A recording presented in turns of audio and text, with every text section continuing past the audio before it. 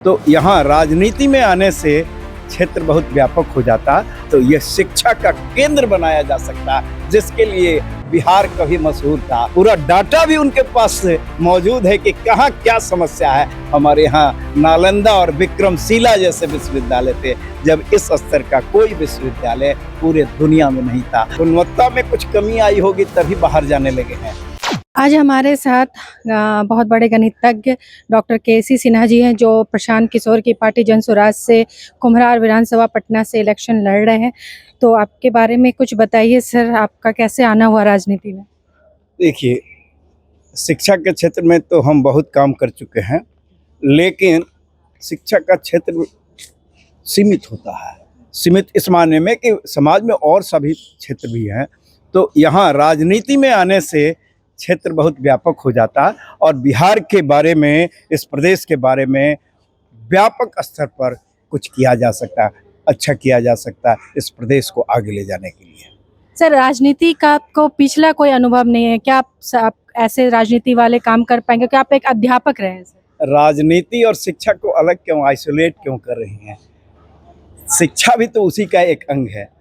तो राजनीति में अगर शिक्षक आते हैं, शिक्षा क्षेत्र का जिनको अनुभव है वो आते हैं, तो उनके पास तो सारे समस्याओं का समाधान है, इसलिए कि वो समाज में जो कमियां हैं उसको भी जानते हैं, और जो खूबियां हैं बिहार के संदर्भ में कहा जाए कि यहाँ के लोगों के जो खूबियां हैं उसको भी जानते हैं। कमियों को दूर करने का रास्ता और खूबियों को और अधिक निखारने का क्या उपाय हो सकता है, ये बतला सकते हैं।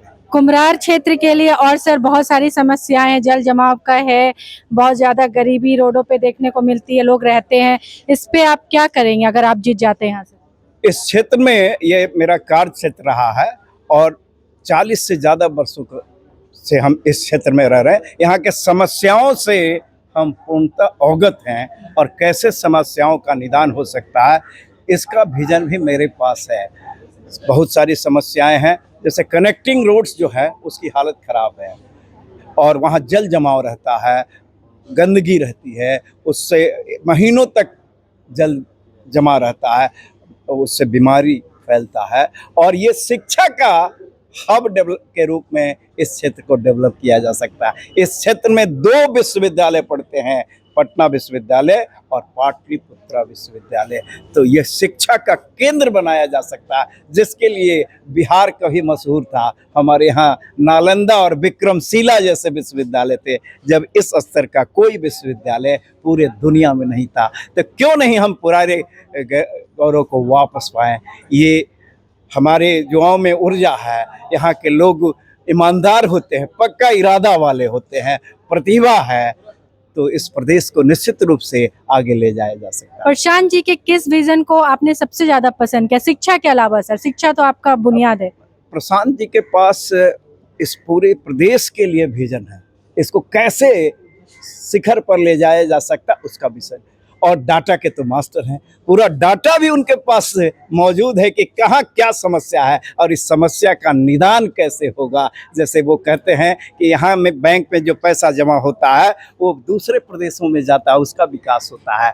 तो ये डाटा तो उनके पास है। अगर उस पैसे को रोजगार ऐसे लोगों को दिया जाए जो अपना स्वरोजगार कर सकते हैं और कम इंटरेस्ट पर दिया जाए, उनका विजन है कि 4% इंटरेस्ट पर महिलाओं को ऋण मिलेगा। 10% बैंक लेती है, लेकिन 6% इंटरेस्ट सरकार देगी। सर, और ये उसका भी कैलकुलेशन उनके पास है कि इससे कितना वित्तीय भार होगा और उसको कहाँ से हम लाएंगे। यहाँ के बच्चे सर बाहर जाते हैं पढ़ने, कोटा जाते हैं, साउथ में जाते हैं, बहुत जगह जाते हैं। तो उन बच्चों के लिए क्या आप कुछ ऐसा करना चाहेंगे जो बिहार में रुके और यहीं से अपनी पढ़ाई करें? बिल्कुल, गुणवत्ता में कुछ कमी आई होगी तभी बाहर जाने लगे हैं, और गुणवत्ता में उस कमी को दूर करके कभी यहीं से सारा शुरुआत हुआ है। शिक्षा का एक केंद्र रहा है और उसको फिर वापस लाया जा सकता है। आप हमारे युवाओं की क्या आवश्यकता है, जैसे कॉलेज स्कूल में जो पढ़ाई होती है, अगर उससे उनकी आवश्यकता पूरी नहीं हो पाती है तब तो वो कोचिंग जाते हैं।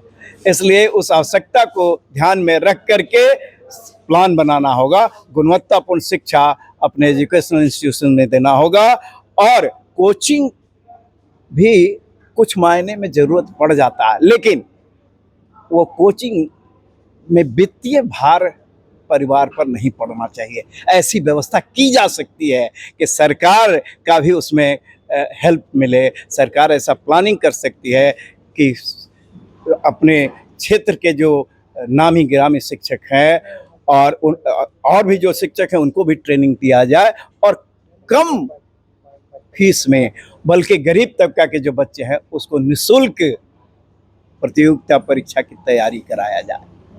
धन्यवाद सर। जैसा आपने देखा प्रशांत किशोर के चुने हुए एक हीरे, जैसा प्रशांत जी ने कहा था कि मैं चुन चुन के समाज से ऐसे हीरे निकालूंगा जो पटना में बिहार में बदलाव लाएंगे, और शिक्षा में बदलाव लाने के लिए उन्होंने एक ऐसा ही हीरा चुन निकाला है डॉक्टर केसी सिन्हा के रूप में।